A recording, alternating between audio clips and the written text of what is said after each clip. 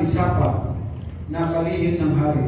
Ang silid na ito ay nasa gawing taas na gawing taas sa mga pasok sa bagong pintuan ng templo. Mula roon, binasa niya ang mga tao, sa mga tao ang pinasulat sa kanya ni Jeremias. Purihin ang Panginoon sa pagkakarasa ng banal na salita. Si Jeremias ay nagsimulang maghari, pero wala nang hari noon sa lugar ng Israel. Tapos na. Diyos pa. Medyo nasa Juda na lang. Panahon na yun ay si Jehoiakim ay kung titingnan natin yung sunod-sunod na hari, kung kasama yung unang tatlong hari na si Saul, si David Solomon, ay pang-21 na hari ng Juda. Yan. Sila ay 23 hari ng Juda. Para po meron tayong reference dyan. Medyo, ano na yun, 700 before Christ, siya ay, si Jehoiakim ay 600 something before Christ. 600 years. Kasi si Isaiah ay 733. Yun yung mga story na tagal ng gap ng Jesus Christ to sa mga hari na yan. Imagine ninyo, sabi nga doon sa mensahe, masyadong napakatagal ng gap, napakatagal ng panahon. So, pinakita dyan ang kung paano ginamit si Jeremias.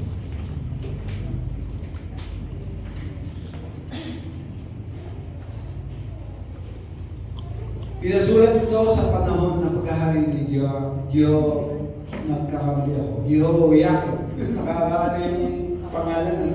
Nakakalito. Pinasulat upang ipabasa at marinig ng mga tao ang sinabi ni Yahweh kay Jeremias sa mga tao ng Juda, tao ng Israel, at sa buong mundo. Yun yung mga para ano ba dahilan? Ano kaya dahilan bakit pinasulat ng Diyos kay Jeremias sa mga tao? Ano pinapasabi sa mga tao? Sabi nga doon ay sa number 2, baka sakaling mababago yung kanilang kaisipan. Yun. Sabi doon sa 3, marahil kung marinig ng taga-Juda ang lahat ng kapamakang binabala kong iparaan sa kanila, tatalikuran nila ang kanilang masamang pamumuhay at patatawarin ko naman sila sa kanilang kasamaan. Ano kaya ang pinasasabi ng Diyos sa mga tao para hindi pagtaligdan? Siyempre, mayroong babala at yun yung pag-uusapan natin. At yun yung mga bagay na pag-aaralan natin ngayon. Ano ang layunin ng sulat na ito na dapat ay marinig na lahat? At maaaring hanggang sa panahon natin, at totoo naman na mayroong pinararating sa atin ng Diyos sa mga babala upang hindi tayo makaranas ng kaparusahan. At yun po ang ating tatalakayin sa mga ito, yung mga babala na at saka yung mga inaalok ng Diyos na tayo ay hindi makaranas ng kaparusahan kaparis ng mga Israel. So, sabi nga dito sa unang puntos ng pag-aaral natin, ang dakilang lumikha ay pag-ibig. So, ito muna yung title. Ang makatuwirang lumikha, mula sa pagiging maibigin hanggang sa pagiging buho. Lang ko, nagsusunod kayo, may magtuturo sa inyo. Walang ano. O yan, ang makatuwirang lumikha. So, diyan siya mula sa pagiging maibigin hanggang sa pagiging buho. Tandaan po natin yan. Napakabait ng Lord, pero siya ay hukom din. Siya ay bigin, makatuwiran, siya ay hukom. At yun yan ang ating tatalakayan ngayon. Sa letter A, ang dakilang lumikha ay pag-ibig. Doon sa binasa natin, siya ay pag-ibig. Sabi nga doon, nung reading lang, nung ika-4 na taon ng pag-aaral ni Juda ni Jehoiakim, anak ni Josias, sinabi sa kanya ni Jeremias, gumawa ka ng isang sulat ang balumbon at isulat mo ang lahat na sinabi ko sa iyo.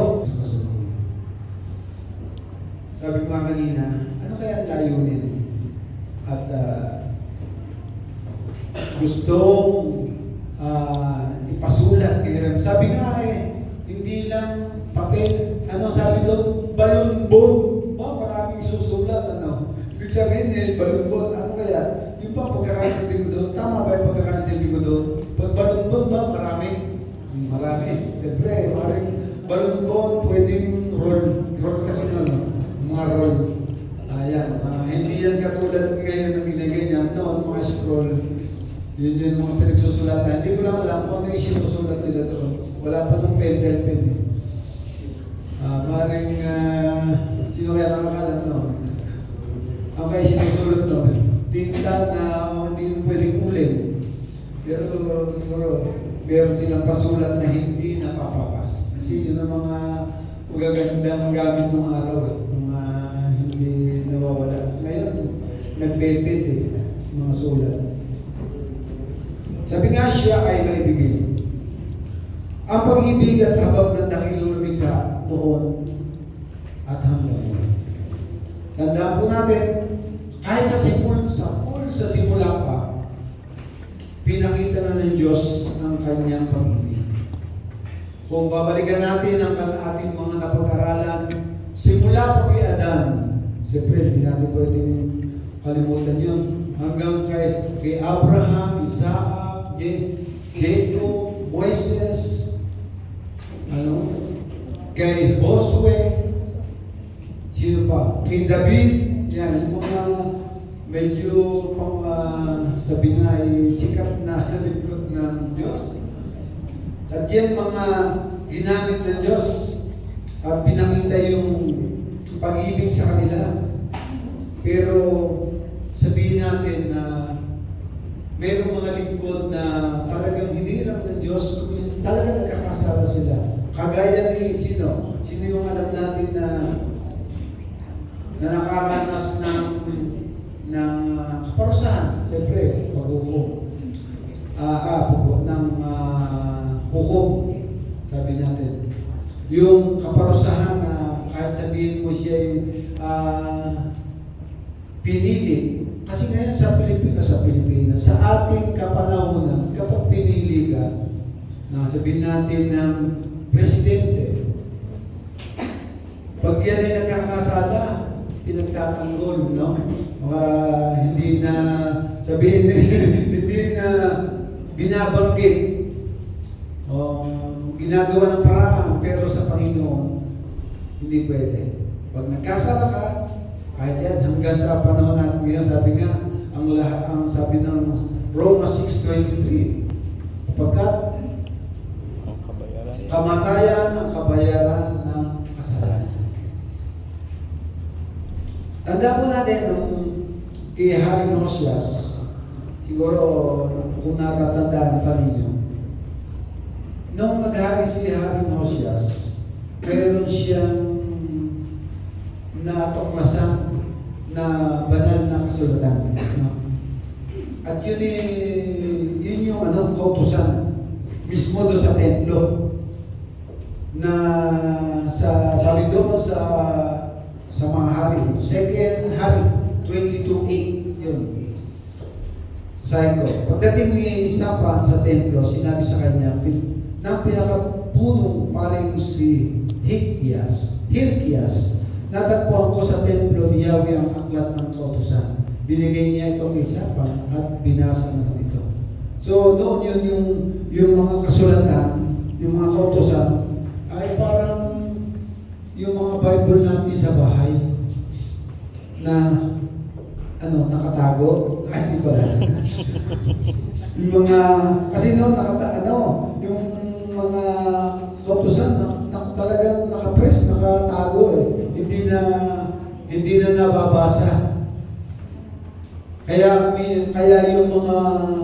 yung kanyang bayan, nakakalimutan sa tagal yung mga inuutos ng Diyos.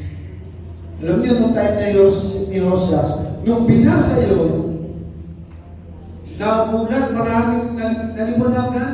Siyempre, mahaba na ang gabi. Napakahaba na ng gabi noon na hindi nila nabubuksan.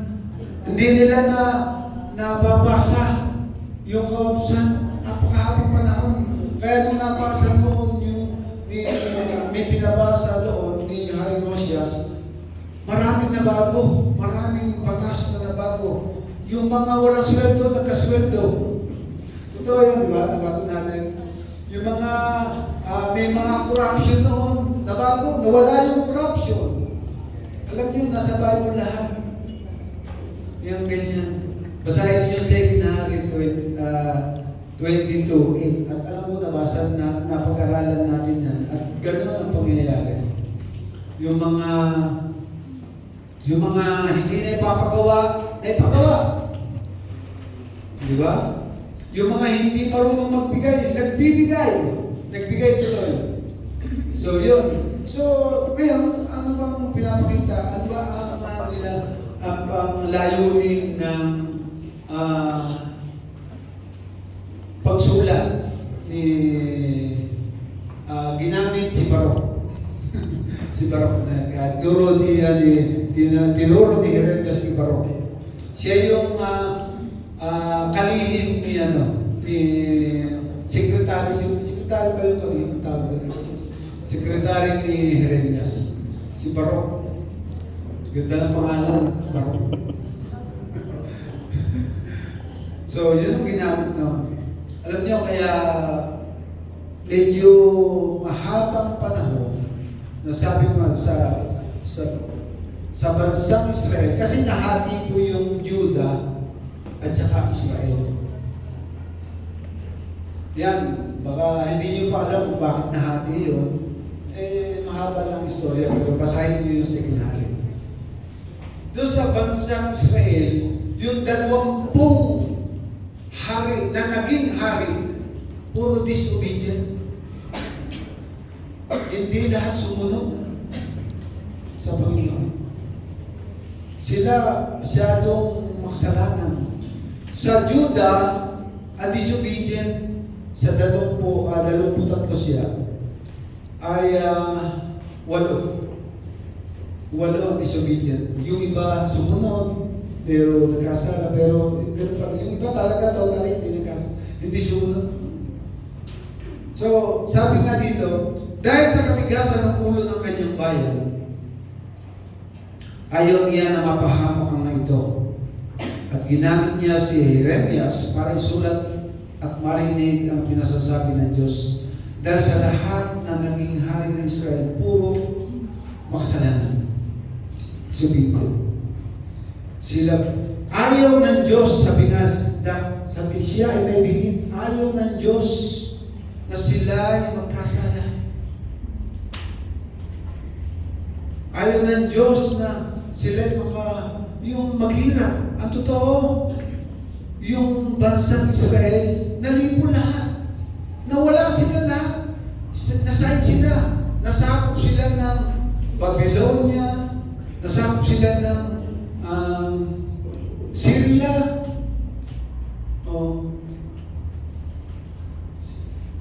dahil sa kanilang kasalanan, pinabayaan sila ng Diyos. Ito, dahil doon sa pinag-aaral natin kay Jeremias, pinasulat ng Diyos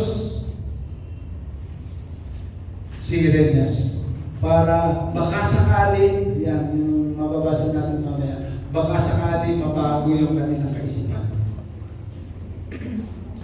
Alam niyo yung pag-ibig ng Diyos doon sa panahon ng una, yun yung mga physical na ayaw na maranasan ng bansa ng kanyang bayan. Sa panahon ngayon, ang pag-ibig na karating sa atin, ang pag-ibig ng Diyos, nung ibinigay niya ang kanyang bugtong anak, John 3:16. No. Sino hindi ano bang dapat kita na? Meron pa bang hindi nakakaalam ng John 3:16? Taas ang kamay ng hindi pa nakakaalam ng John 3:16. Ako lang? Ako lang pala. O, ibig sabihin, alam ninyo lahat. Purihin ang Panginoon dahil alam niyo lahat ng John 3:16. Pagkat kayo na lamang ang pag-ibig ng Diyos sa sanglibutan, binigay niya ang kanyang bugtong na anak. Anong sunod? Upang sino mang sumampalataya hindi mapahamak, kundi magkaroon ng buhay na walang hanggan. Yun. Nakikita ko sa inyo mga labi na solo-solo ninyo. Yun, nakabot sa atin. Yung ibig sabihin, yung pag-ibig ng Diyos, nasa atin na. Nakarating sa atin. Napakabait talaga ng Diyos. Kahit hindi karapat-dapat tayo ay nakaranas ng pag-ibig para sa buhay na walang hanggan. Di ba? Yun yung naranasan natin ngayon, yung pag-ibig na walang hanggan. Di ba? Yung pag-ibig mo, kahit mamatay ka na, nandun pa rin yung pag-ibig ng Diyos. Kung ikaw ay sumasampalataya. Imagine niyo, namatay ka na, nakakaranas ka pa ng pag-ibig ng Diyos. Kasi yun yung spiritual na kamatayan, hindi tayo makakaranas naman. Amen? Amen. Kasi yun ang mga pag-ibig na nakabot sa atin.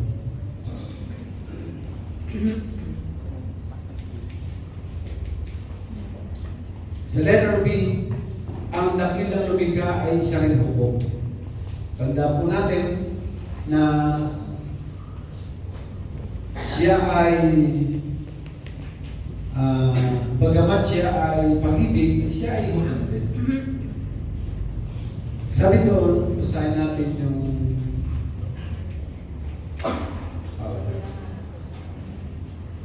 verse 3, sabi doon, marahil kung maririnig ng taga-Juda ang lahat ng kapahamakang binabalak kong iparana sa kanila, tatalikuran nila ang kanilang masamang pamumuhay at patatawarin ko naman sila sa kanilang kasamaan at mga kasalanan. Siya ay makatuwirang ko. No? Tandaan po natin. Nagbibigay muna ng babala mula sa kanyang pagiging may bigay. Ba? Imagine, ayaw niya talaga mapahamak ang tao. Imagine yan. Binibigyan muna ng babala ang mga tao. Sa panahon natin, tayo lahat, naunawa natin yan. Yung babala na binibigay sa atin. Sa kanyang pagbabalik, siya naman ay magiging hukom kung kaya siya ay nagpapahayag muna ng mga babala. Upang kung manumbalik ang tao at iiral ang kanyang pagiging makatuwiran upang ipagkaloob naman ang kanyang pagpapatawad at biyaya.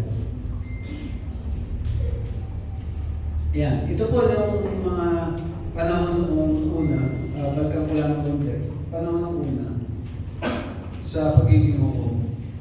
Yung mga lingkod niya, bagaya noong hiniram niya si Saul, si David, si Solomon, yung unang 3 hari na yung unite pa yung Israel at saka Judah. Sila pa, sasakop nila lahat. Pero ano nangyari?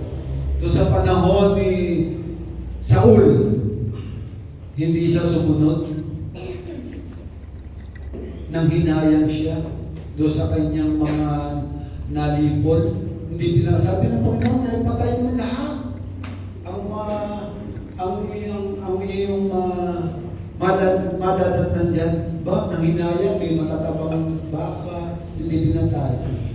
Pero nakaranas. Hindi na siya pinaghari yung kanyang lahi. Namatay siya sa labanan. Si David talaga hindi rin ng Diyos. Napakabuting Diyos. Pero nakaranas din siya ng kaparusahan dahil sa kanyang pagkakasala. Dahil nga siya hukom. Hindi yung kagaya na sinasabi ko kanina na porke hiniram siya, hiniram ng Diyos. Pag ikay nagkasala, at yun kaya yun ang pinag-usapan natin doon sa conclusion, bakit kaya kailangan sabihin sa Diyo? Napakaganda po, nuturo nito sa atin. Si David nung nagkasala, anong yun nangyari? Yung kanyang anak una, namatay. Yung kanyang mga anak, maglalaban-laban. Dapat sana, napakaganda ng kanyang mararanasan. Ay nakakita ng napakaganda. Nakakit siya. So, pero dahil, anong ginawa ni David? Dahil siya ay nagbalik loob sa Diyos,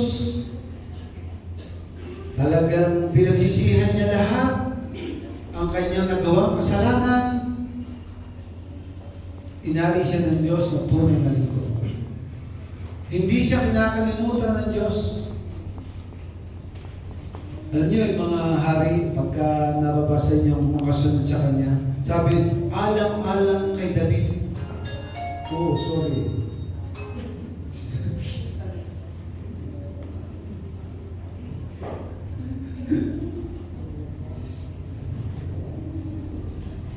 Yun. Hindi siya kinalimutan ng Diyos. Sino pa? Maraming mga naging hari. Dahil nga ulitin ko lang doon sa bansang mga Israel, Judah, sa kanilang nagagawang kasalanan, hinayaan sila ng Diyos. Ngayon, ano ba yung hukom na naunawaan natin sa buhay natin? Sila sa panahon ng physical, nakakaroon sila ng kaparusahan. Sa atin, sa spiritual, sabi nga, nung lagi kong hindi ko nakakalimutan yung isang sambahan doon papuntang tansa, don't die without Jesus. Yun isang tinuturo sa buhay ng tao. Na huwag kang mawala. Sapagkat may buhay pagkatapos mo mamatay. Diba? Napakaganda, no? Ganda ng pangako ng Diyos sa atin. Pero sabi, may kaparusahan. Doon sa sinasabi na John 3:16, kung hindi ka sasampalataya, anong mangyayari? Mapapahama ka. Ang iyong spirit, yan ay spiritual na binabanggit. May spiritual na kaparusahan. Kaya naman tayo nandito para ano pa? Para doon sa goal natin. Ano yung goal natin? Para doon sa buhay na walang hanggan. Dahil lahat ng tao ay mamamatay. Walang inugatan sa mundo. Tandaan po ninyo. Walang inugatan. Lahat ng tao mawawala. At pagkatapos mawala ang tao, dapat mayroon din buhay. Biro mo, namatay, nawala na yung tao, yung katawan lupa natin, yung ating kaluluwa, yung buhay na napakasarap na buhay, hindi na mawawala. Lagi mong mararanasan yun. Kaya tayo nandito. Diba? Yun yung ating goal, yung buhay na walang hanggan. Sapagkat ang Diyos, tandaan po natin, buhok. Hindi, ang tao, alam niyo, ang tao, pagka medyo sagana sa buhay, nakakalimutan ng lahat. Talagang, ano yan kahit sa pagsamba, alam niyo, mas maraming tao sa panahon ng araw na linggo, marami yung nasa labas kaysa nasa loob ng simbahan. Tama ba? Tandaan niyo, mas tumila ka niya sa labas, napakaraming nagagala. Dahil hindi nila naunawaan. Kaya mapalad po tayo na talagang patuloy na naglilingkod. Binibigay ang sarili para sa kapakanan ng ating kaluluwa. Amen? Yun po ang napakahalagang bagay na natutunan natin. So, ano pa? Sabi nga doon, masala ko ibang talata. Sabi doon sa spiritual na kaparusahan, sa John 12:25, ang taong nagpapahalaga sa kanyang sarili lamang ay siyang mawawalan ito. Ngunit ang taong hindi nagpapahalaga sa kanyang buhay sa daigdig na ito ay siyang magkakaroon ng buhay na walang hanggan. Sa Galatians 6:8, ang sumusunod sa nasa ng kanyang laman ay mag-aani ng kapahamakan. Ngunit ang sumusunod naman sa Espiritu ay mag-aani ng buhay na walang hanggan. So, dalawa lang po ito sa napakaraming mga talata na nakasaad sa banal na salita ng Diyos. Napakarami po yung talata na nakasaad dyan tungkol sa buhay na walang hanggan.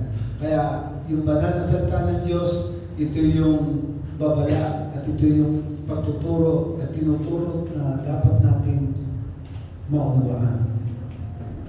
Letter C. Malapit na po tayo matapos. Baga pa pala. Hindi pa luto kape. Ang dakilang may kapal ay makatwiran. Sa verse 7, baka sa ganito ay maisipan nilang tumawag kay Yahweh at talikuran ang kanilang masamang pamumuhay, sapagkat binabala sila ni Yahweh na labis ng napupuot at galit na galit.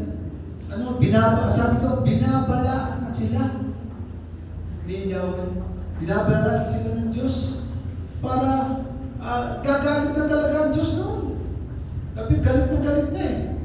Imagine mo, kung ating titingnan yung simula ng paghahari, 920 before Christ, eto ngayon ay nasa 600 na, 300 years. 300 years mahigit na nilang tawag doon, sumasalungat sa kagustuhan ng Diyos. Mahigit pa. Habang panahon, no? Na talagang hindi sumusunod sila sa sobrang galit ng Diyos. Pero hindi pa rin maiwasan ng Diyos na gusto nilang ng Diyos na magbalik loob ang kanyang bayan. Ito si Jeremias. Ginamit. Sulat mo. Baka sakali pa rin, no? Baka magbabalik. No? Ganun ang pinapakita. Sabi nga, ang babala noon at ngayon ay nakasulat na. Tama? Ang kabutihan ay dulot ng mga babala. Ito po yun. Ang babala noon at ngayon ay nakasulat na. Ito na. Ito na po yung babala ngayon. Yung Bible po natin. At lahat ng tao may Bible. Lalo na mga Kristiyano. Amen po ba? Baka meron pa po dyan walang Bible. Baka may kakatuwa masasabi, ay, wala akong Bible eh. Brother Charlie, tingnan mo yung kamay ng walang Bible. Yan, tingnan nyo. Sino, taas po kamay. Wala ba ba si Brother Charlie? Taas po kamay. Yan ha. Wala. Ayun, meron. Ayun. Meron isa. Baka magkaroon ng katwiran ng sister. Ayan, sister. Pero sister, meron kang cellphone.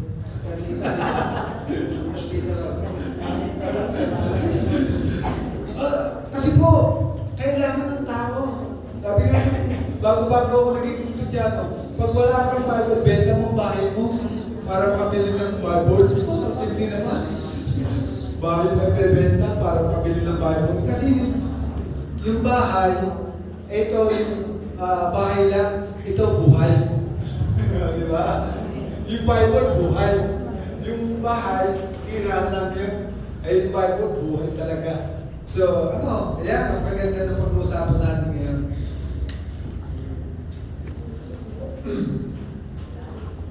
Ang kabutihan na idudulot ng mga babala sa ating panahon na ito, no?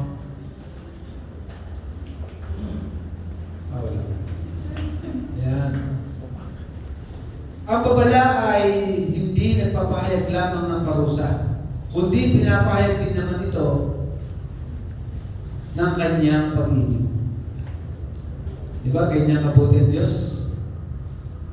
Na hindi lang binabala, talagang pinapadama pa rin niya ang kanyang pag-ibig. Tandaan po natin yung Jeremias. No? Si Jeremias na nag-exist na siya doon, pero hindi napabanggit doon sa mga kay Hoseas ang kanyang pangalan, pero siya nandun na siya. Siya na kinakausap siya ng Diyos. Kaya nga, babasa ako ng mga hari pa, wala akong nababasa dito. Isaias, nabasa ko doon sa ano yung tatay ni Hoseas? Yung miling ng 15 taon.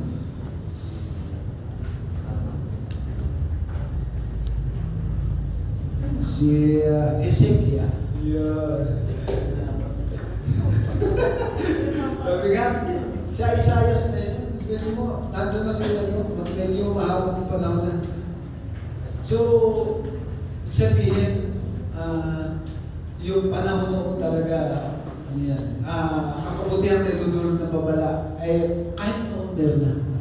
Sa panahon natin yan, pag-usapan natin. May tatanong natin sa ating sarili, paano magiging biyaya? Nasaan na? Magiging biyaya ang babala ng isang nakatakdang kakilakilabot ng kaparusahan. Biyaya, kakilakilabot na. Nakaparusahan bago biyaya pa. Yan, maganda. Yan ang maganda sa mananampalataya. Sa kanila, nakakatakot yun. Pero sa atin, hindi. Di ba? Kasi meron tayong babala at dito natin mararanasan. Amen? Yun, ang ganda nun. Dahil mayroong babala sa atin. Kasi nung Jeremias, talagang gusto ng Panginoon na hindi sila makaranas ng kaparusahan. May babala ang Panginoon. At ito hanggang sa kapanahon na natin, meron to. Ngayon, na ihanda natin ang ating sarili sa pakikinig, pagbabasa, pananalangin, at pagsasabuhay. Sabi daw, pakikinig, amen po lahat yan. Pagbabasa, amen din. Di ba? Maganda naman eh. Dahil pag kasi, paano, sabi ko, ito mamaya, maganda, paano, kailangan talaga tayo magbasa. Sa pamagitan ng pakikinig at pagbabasa, ay malalaman natin ang mga babala upang sa pamagitan naman ng pananalangin at pagsasabuhay ay makapaghahanda tayo. Di ba? Mapakahirap naman nung malalaman sa yung mga kalamidad. Di ba? Minsan nalala natin yan dahil nakakapakinig tayo ng radyo. Wala na radyo, TV. Nakakapanood na tayo sa TV. Pero alam niyo yung lindol? Hindi, basta lang, di ba? Basta na lang nakakaroon, pero hindi na ibabalita. Pero alam natin na may lindol. Dahil sa Bible. Di ba? Sabi doon, sa Mateo 25, at magkakaroon ng lindol. Di ba? At totoo ngayon, sari-sari na doon sa parte ng south, malinit ang lindol. Sa pababa, doon sa Mindanao. Dahil doon sa babala. Dahil doon sa mga sinabi ng Bible, nagkakatotoo na. Alam nyo, yung babala, lagi natin nakabasa yun. Alam nyo, sino yung nakakasolo ng mga ngaral? 12. Diba? Bigyan niyo ako isang verse dyan. Bibigyan ko kayo ng tinapay mamaya. Mga ngaral 12. Sino? Kahit sa 1 to 12, 13, isang verse lang. Sino nakakasolo? Ba? Bigyan ko kayo ng clue. Alalahanin. Di ba? Alalahanin mo, lumikha sa iyo. Alalahanin mo ang Diyos bago ka tumanda. Manghina yung tuhod. Wala ng pandinig. Lumabo ang mata. Pero yung bandang huli, solo-solo ni Sister Elsie. Di ba? Lagi ko natin yan. Ano Sister Elsie? Isa lang ang aking masasabi. Matakot ka sa Diyos. Sundin mo. Kaya mo ito sapagkat ito ang buong katungkulan ng tao. Mabuti man o masama ay ating susunod sa Diyos. Hindi ko sa eksakto pero yun ang sinasabi. Pero yun ay isang babala. Di ba? Sabi doon, alalahanin mo ang Diyos sa panahon ng iyong kabataan. Ba, akala nyo matatanda lang. May kabataan din. Bago ka, sabi doon, lambungan ng kapal at madilim na ulan. Di ba? Mahaba yung sinasabi doon sa mga ngaral. At yun ay isang babala. No? At yun ay nakasulat. Kaya napakahalaga yung pagbabasa. Ang nakalulungkot, ito po. Alam natin ito. Pero aminin natin na malimit na hindi natin ito nagagawa. Yun po. Ito po yun. Aminin natin sa sarili, okay, nabasa ko na yan pero hindi natin nagagawa. Nasa na yung babala?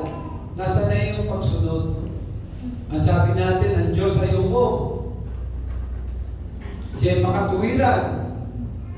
Sabi doon sa Jeremias, para hindi nila maranasan ang kaparusahan, kailangan baka sila ay pagbalik loob. Pero sa panahon natin, sabi natin ay nabasa mo yan. Pero minsan nakakalimutan natin sundin. Nabasa lang. Pero nakakalimutan lang. Nakakalimutan lang naman. Di ba? Baka sa mga bata, teka lang. Wait lang.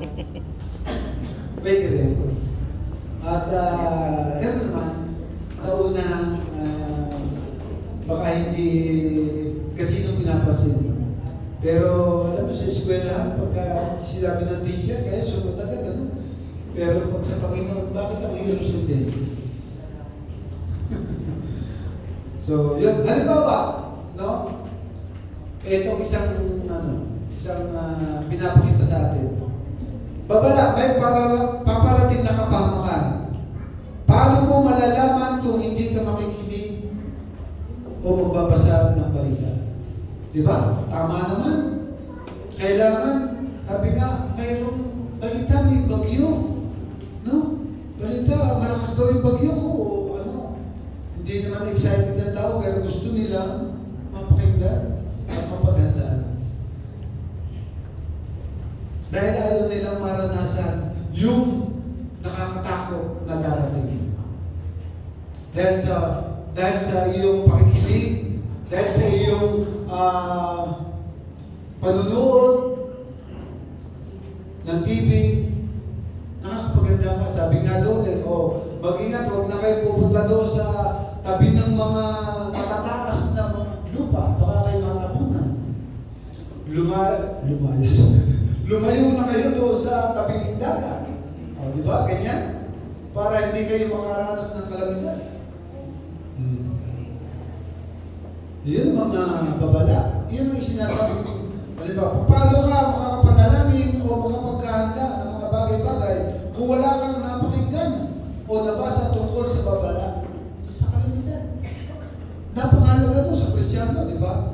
Di papanalangin agad natin. O kaya, ganun ba talaga ang Kristiyano? Na kapag tayo ay merong, sabi nga, darating daw yung napakalakas na bagyo sa Pilipinas, tatama. Anong ginagawa ng mga mananampalataya? Nananalangin.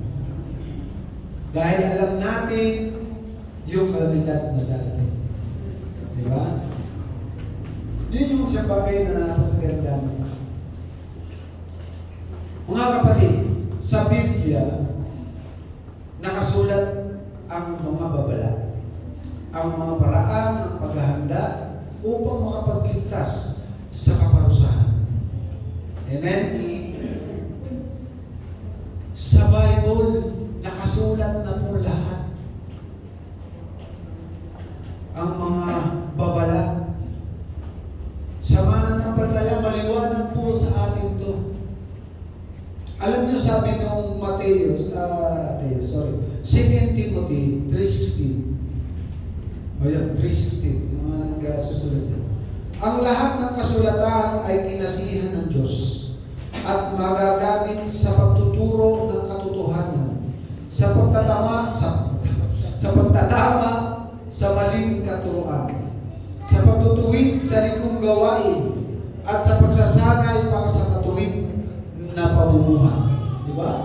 Sa Bible, nakasulat, sapagkat ito ay kinasihan ng Diyos. 100% tama po. Kaya, napakahalaga yun ang babasahan ng banal na salita ng Diyos. Yung mga babala, marami po. Doon sa Mateo 24:15-20, mahaba lang yun. Mababasa niyo yun. Gusto ko naman kayo magbasa, hanapin niyo. Mateo 24.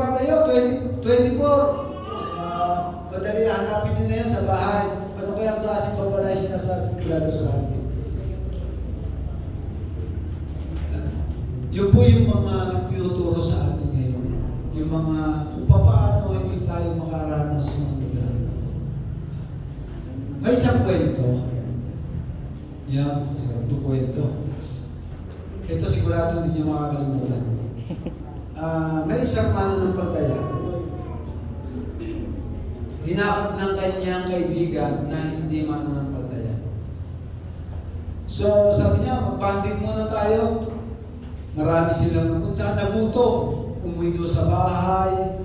Noong kaibigan niya na hindi mananampalataya. Tamang-tama, napakaraming nihanda yung magulang ng hindi mananampalataya. Sobrang sarap ng pagkain. 5 putahe. 5 putahe. Ba, meron doon pampano. Siyempre, lahat ng klase ng masarap na doon. Ano ba yung alam niyo masarap na pagkain? Ako, alam ko lang pagkain masarap na yung isda. Saka gulay. Kaya kayo na lang mag-isip kung ano masarap na pagkain na yun. Sa madaling salita, ang tupay pa ng ano? Na masarap.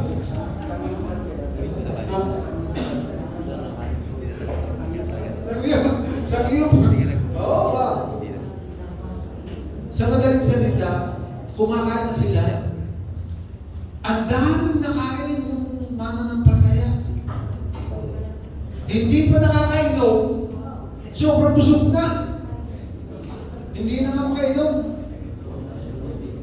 Alam niyo yung sobrang busog? Ito yung naranasan ni Kuya Oka sa Japan. Si Kuya Oka nung nabusog sa Japan, hindi makabangon, hindi makatayo, hindi makasakay sa tren. Inaakay siya ni April Boy. Tandaan niyo, kilala niyo si April Boy, no? Kasama niya si April Boy, no? Kumain sila. Inaakay siya sa tren. Paggalagkat na ngayon, kakakaming tao, ginagalagkat na. Hindi nga makalakad. At parang dandaw niya, mamamatay na siya. Sa sobrang busog. Ngayon pala pag nabubusog, ano? Totoo yun kinukwento ko. Kasi hindi ako nga masyado malakas kumain niya ng araw. Sa mga ganyan, mga buffet, sa buffet. Totoo yun, di ba? Ganda na nangyayari sa mananampalataya. May tuloy ko kwento. Halos hindi siya makatayo. Pinilit niya lang uwi. Nung pag-uwi niya, pagpasok niya ng bahay, sabi ng kanyang magulang, "O anak, ang tagal-tagal lang kitang hinihintay. Ang sasarap ng ang niluto ko para sa iyo. Ang sasarap ng niluto ko para sa iyo. Ito yung mga paborito mo." Eh di, pinagahin siya ng kanyang magulang. Sabi niya, "Anak, alam kong gutom na gutom ka." Sabi ng anak,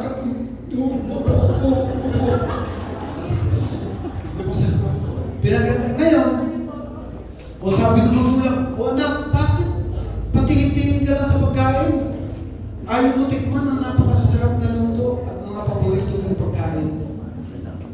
Sabi niya, sobrang busog, pagyanap ng pagsalita. Talagang, alam niyo naman, pag busog ang tao, ang naranasan niyo bang sumobrang busog? Magsangyot kayo. Yun po naranasan, nangyari doon sa mananampalataya, hindi siya makakain. Ano bang aral? Ano bang kinuwento ko? Ano bang aral meron? Alam niyo, tayo, eto, makinig po tayo. Alam niyo tayo, punong-puno ang ating mga isipan at ating mga puso sa makamundong bagay. Hindi na wala nang paglagyan ang salita ng Diyos.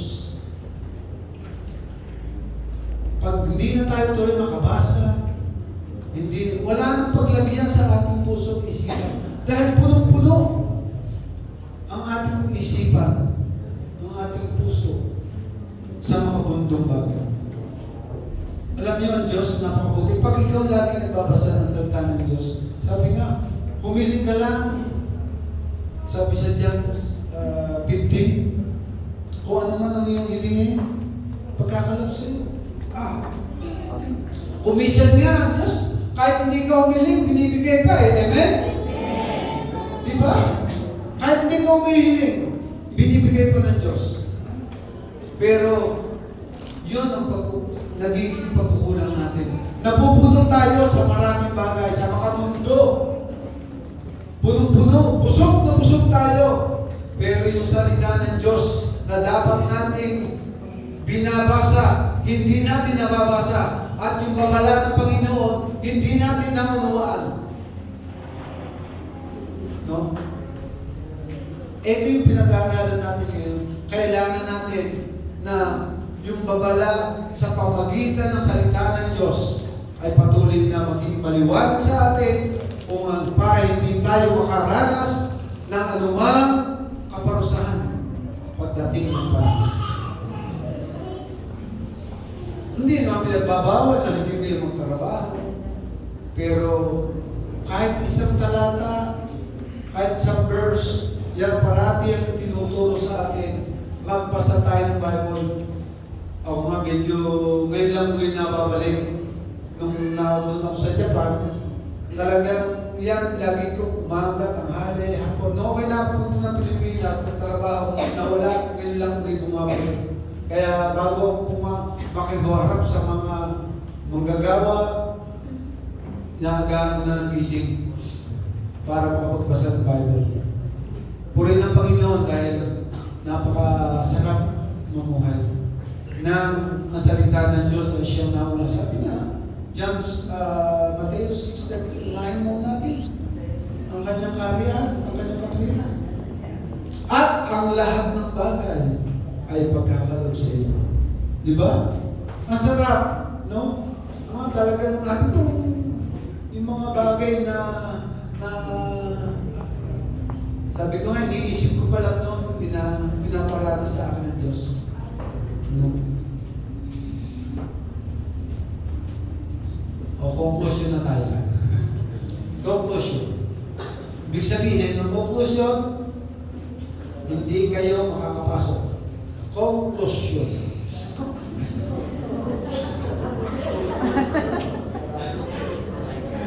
Dahil sarado pinto, close yan. Conclusion. Sabi ko, conclusion. Magtatapos. Yan.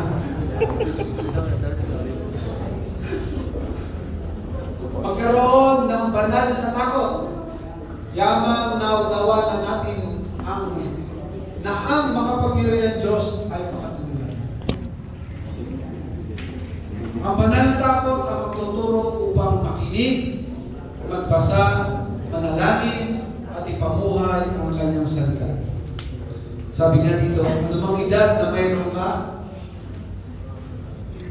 huwag mo sabihin malabo yung mata, may salabin, mahina yung katawan, kaya mo magpasa ng banal na salita upang maranasan mo ang banal na takot. Purihin ng Panginoon sa pagkito, palakpakan natin ang Diyos.